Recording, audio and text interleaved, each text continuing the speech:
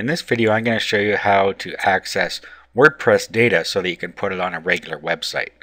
Now, you might want to do this if you have websites that are constantly changing.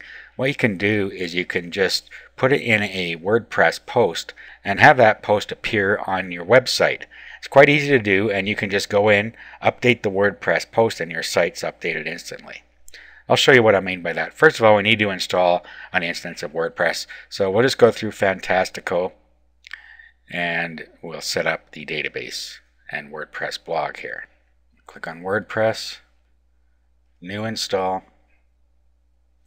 Now this has to be on the domain name that you're going to use. It can't be on a different domain name. Okay, so we're going to put this in a working directory. You can put it anywhere you want because you're only going to use this blog to update sites. Okay, and we put in our admin access here. This is just for you to sign in.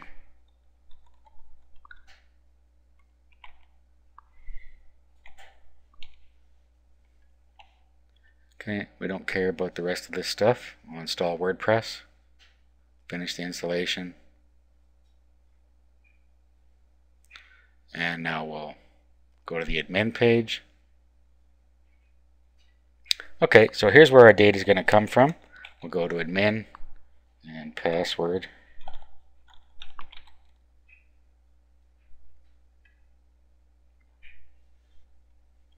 Go to posts.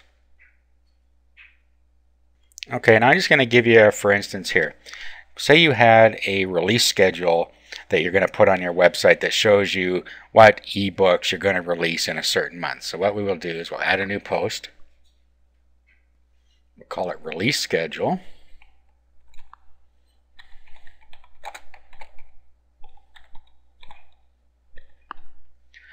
And then you put your release schedule and the content down here. Okay, so this is our example post. We're going to publish this. Now let's go to settings. There's one more thing we should do. Make sure that our blog is not going to show up in the search engines, because we're just using this to make sure that we can use the post on other sites. Okay, it's already set to block search engines but allow normal visitors. That's fine. Okay, now what we want to do next is we need to go to our cPanel. Let's go back here. Go back to our control panel. Then let's go to the file manager. We need to track down the config file for this WordPress blog to get the username and password out of it. Okay, so go to the file manager and we're going to go to the web root.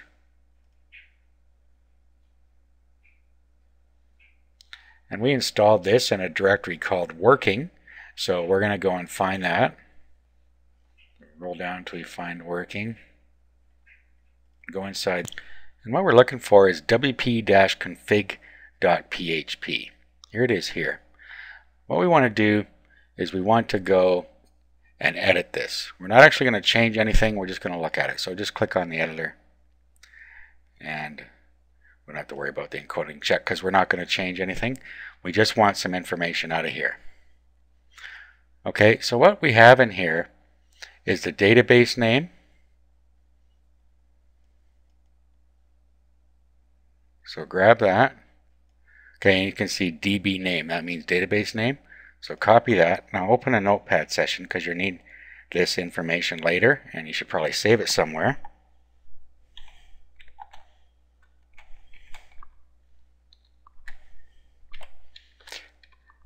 And then you want the username.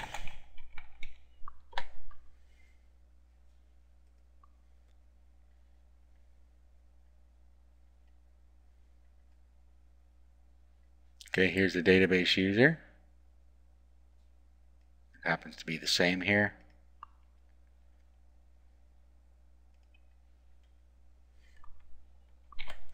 And then the password. These are not the same as what you set up. This is the password to access the database. So here's the password. So grab that out of there.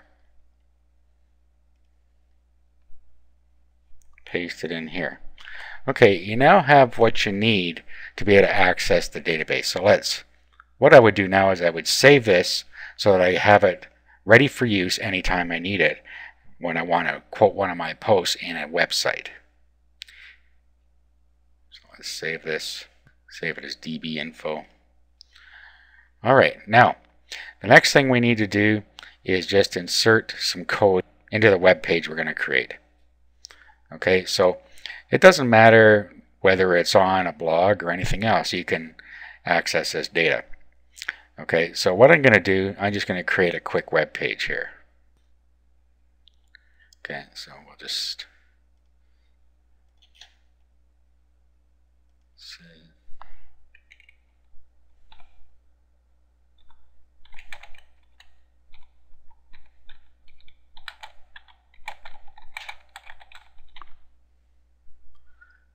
PLR product of the month.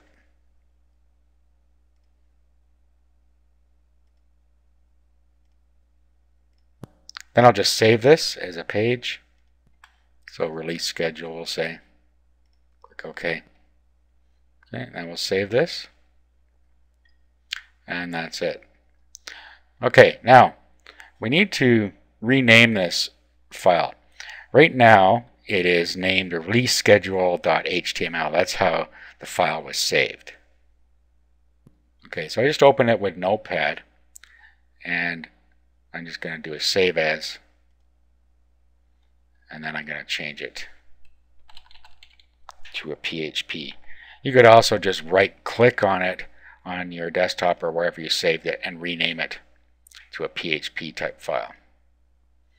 Okay, so now it is release schedule.php. This is what we're working with.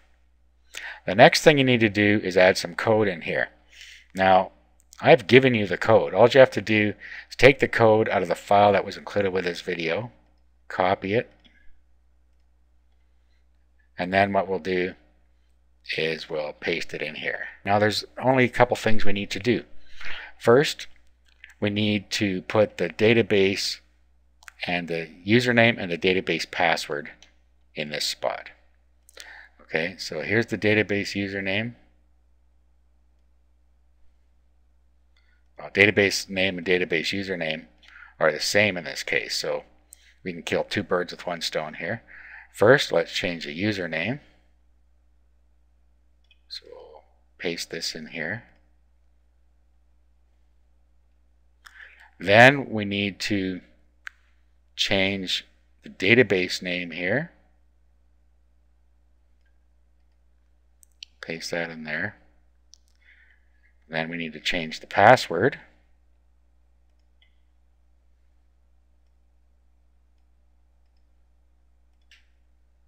So grab that. And then you put that in where it wants the password here. It says DB password. Paste it in there. And the last thing is we need the name of the post. So it says where post title is, and right here where it says the post title, you need to change that to the title that you put in your blog here. So it was just release schedule in capitals, I believe. Yes. So you need to type that exact same thing in here.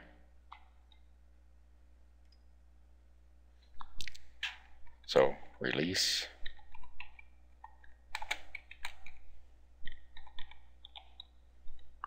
schedule. Just like that. Okay, we'll save this. And all we have to do is upload this to the server and it will populate our site with that database information. So let's upload that. Just open up FileZilla. And we need to connect to the same server that our blog is on, but we don't have to put it in the same folder. Okay, so we could put this, for instance, in the root folder if we wanted. Okay, so I'm just going to put it right in the web documents. I'm going to upload release schedule.php. We'll upload that. Now we'll bring it up on our browser. So in this case, it's going to be thebestinfoon.info/release-schedule.php. Okay, now there it is. Now you'll notice that it didn't put any line breaks or page breaks in there. It did bring the data in. So if you wanted to do that, what you need to do is go back and edit your post. Let's just do an edit here. Go into HTML mode. And what we'll do is we'll just put some line breaks in here.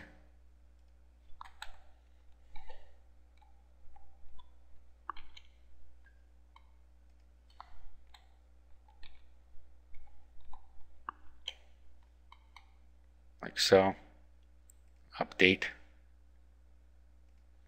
Let's refresh this now. And there you go. So you need to make sure you just put the line breaks in there like I showed you, and everything will work fine. So that's how you can use a WordPress database to populate a regular web page.